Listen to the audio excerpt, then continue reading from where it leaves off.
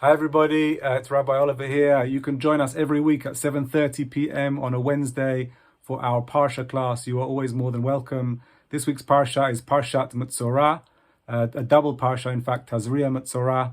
And I wanted to focus on the aspect of Metsorah, which is a skin lesion.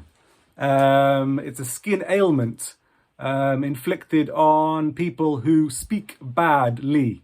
Why do the rabbis relate this skin ailment to evil speech? Partly through the words of Miriam, who's also punished with the same punishment of Metsorah in the book of Numbers.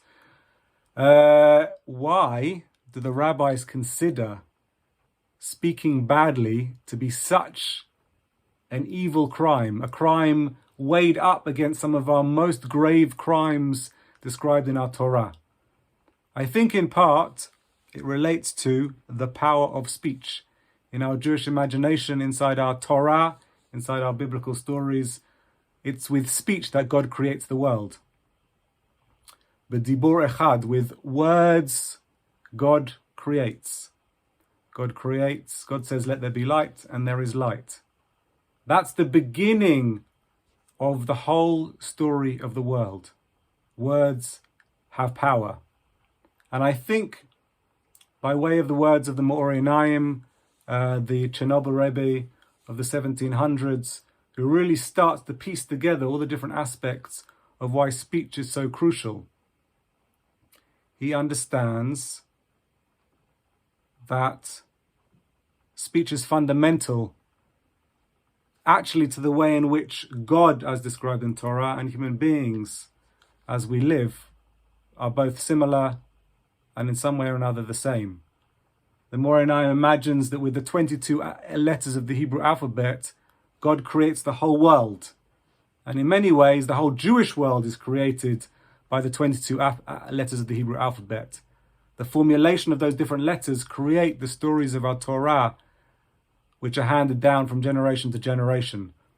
And if we zoom out from Torah, all of the stories of the world are in some way or other conveyed, told and retold by ways and words of language, simple arrangements of letters.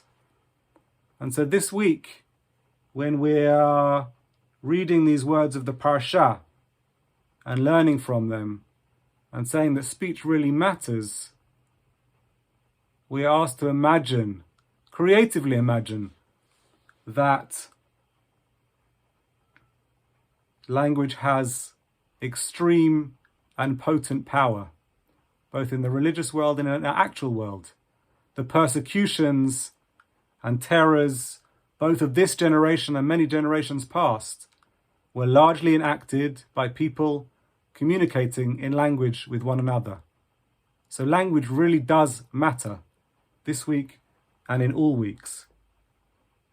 In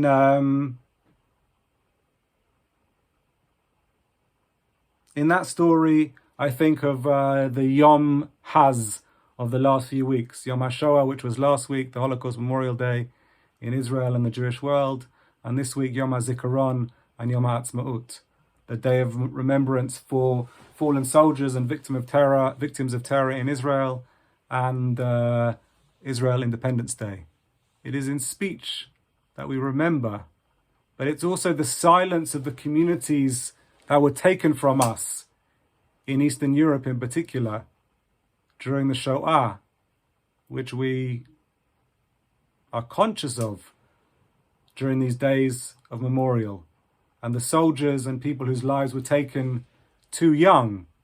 It's those stories that we miss, those stories that we retell, but it's the silence that we notice. And in this day, as we celebrated Yom HaAtzmaut, Israel Independence Day, it's in speech that we also articulate our pride for a land in which Jewish life is flourishing, a pride for a land in which the story of our people continues, in art and culture and the study of Torah, and in the all kinds of advancements which have been represented inside the modern state of Israel. Not a perfect state, not a state which doesn't continue to develop and with our help and with our words, continue to strive for justice and peace in the borders of the land of Israel. But in this week's Parsha, we are reminded about the space between silence and speech.